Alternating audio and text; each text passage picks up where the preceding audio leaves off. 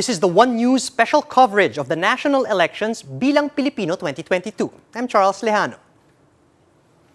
Davao City Mayor Sara Duterte continues to lead the vice presidential race based on the partial and unofficial results. Congressman Lito Atienza, meanwhile, is coming in at fifth. And to give us his comments, we have Congressman Atienza himself joining us live via Zoom. Good afternoon, Congressman Atienza. Thank you for sparing some of your time this afternoon. First off, what can you say about the current numbers for the vice presidential race? Would you say that this was very much expected to begin with? Well, as far as I'm concerned, I wasn't able to campaign, no campaign whatsoever. I wasn't able to reach out to our people, and yet I got 200,000 votes. I'd like to thank all those who voted for me, in spite of the fact that I was physically incapacitated during the whole campaign.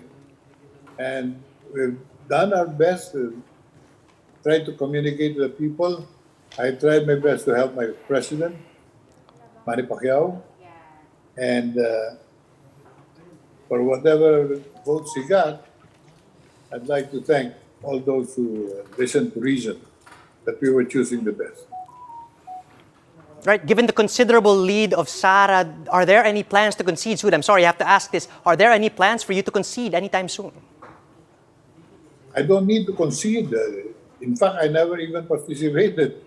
But if there's a need for that, there shouldn't be any problem at all.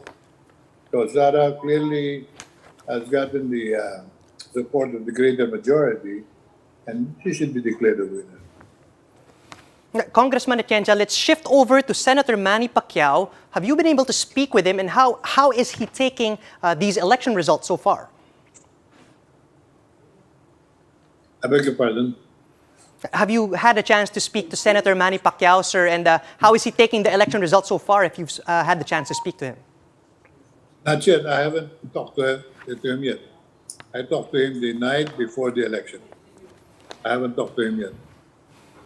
Shifting back to your campaign, Congressman Atienza, do you have any regrets at all, or is there anything throughout this election season that you feel you could have done differently? I am happy with the way the elections were held. I'm not too happy about the way the Commission on Election handled their responsibility. Ang daming mga hitches which cost the public a lot of inconvenience and a lot of problems.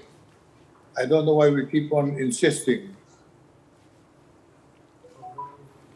Right, Congressman Atienza, what is next for you after this VP run? Do you plan on continuing with politics? Retirement. I have been in politics for the past 52 years. I've been in government for the past 50 years. So it's about time that we retire and concentrate on the joys of other activities, like being with your grandchildren. I already have one great-grandchild, you know, and I'd like to be with him longer and more often. Right, I just have one last question before I let you go, Congressman Atienza. What do you think we can expect from a Marcos Duterte administration? To be frank, Charles, I am not expecting anything, because if there is any winner of any election in the history of the Philippines, this is one winner where he violated all the rules and all the laws covering elections and campaigning. Bongbong Marcos violated all of this, and he never got penalized for it. So, as far as my expectations are concerned, I am not expecting much. I just hope that he takes advantage of this new opportunity for the Marcos name to be restored in the public respect. Because right now, the Marcos name, as remembered from the past, parang madumito.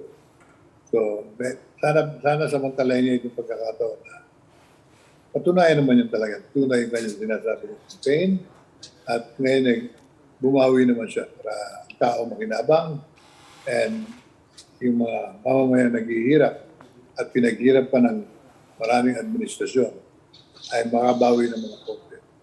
We don't deserve to be poor, and Marcos to take advantage of this. All right, thank you for your time, and I do hope you get to spend more time with your apo. Once again, that was Congressman Lito Atienza. Thank you. The Commission on Elections says that the number of equipment that malfunctioned during the 2022 polls was minimal. During a briefing, COMELEC Commissioner Marlon Casquejo noted that only 915 vote counting machines and 469 SD cards had to be replaced. This accounts for less than 1% of the total number of election equipment. Nevertheless, Casquejo said that the poll body is proposing for the government to either buy or lease out new vote counting machines, as some of these machines have already been used for 4 elections. Vice President Leni Robredo and Senator Kiko Pangilinan led the presidential and VP race in the final and official tally in New York. Results shared by the Philippine Consulate General in New York showed that Robredo got over 7,000 votes versus Bongbong Marcos's 5,800. Pangilinan, meanwhile, narrowly won with 6,700 votes against Sara Duterte's 6,100. Robredo and Pangilinan are both far second placers to Marcos Jr. and Sara Duterte in the partial and unofficial count. And that's the latest on the 2022 elections at this hour. Stay tuned for more updates on the results and other election-related stories.